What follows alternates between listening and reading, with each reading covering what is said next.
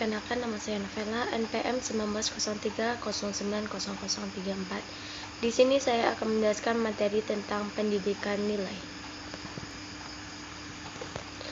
Pendidikan nilai menciptakan dunia yang lebih berkelanjutan, dengan ekonomi yang stabil dan masyarakat yang lebih adil dan inklusif adalah target yang sulit, tetapi bukan tidak mungkin tercapai jika kita dapat mengandalkan keterlibatan pemerintah, lembaga, bisnis, dan di atas segalanya, publik yang bertanggung jawab dan berkomitmen. Pendidikan nilai mendorong solidaritas hidup rukun dan cinta alam.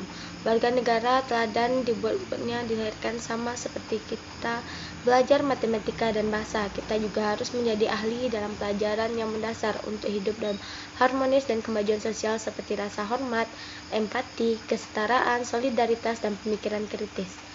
Tanpa ini dan prinsip-prinsip etika lainnya yang mendefinisikan kita sebagai manusia, akan sulit bagi kita untuk membangun dunia yang lebih baik.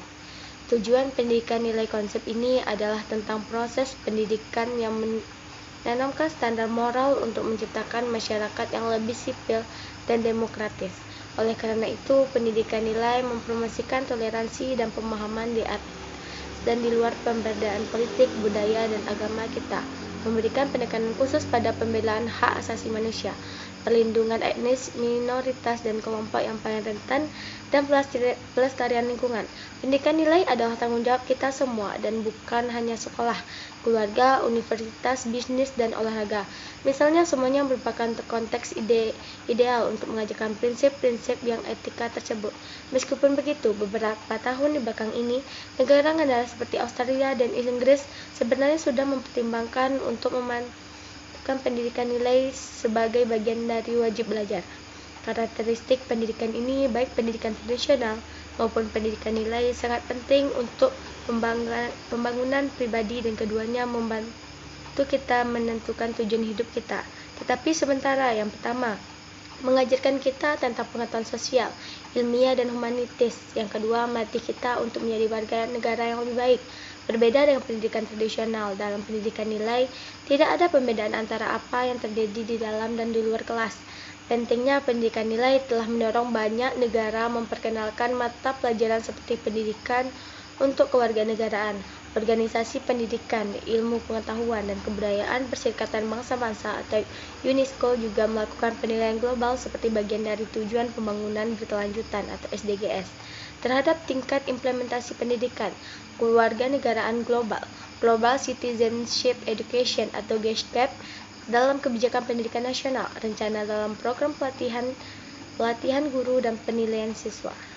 Nilai pendidikan utama. Pendidikan nilai mencakup berbagai topik yang berkaitan dengan kewarganegaraan dan etika, antara lain empati, dengan menempatkan diri kita pada posisi orang lebih baik secara kognitif maupun emosional. Kita meningkatkan kemampuan kita untuk menyelesaikan konflik dan memahami pendapat orang lain.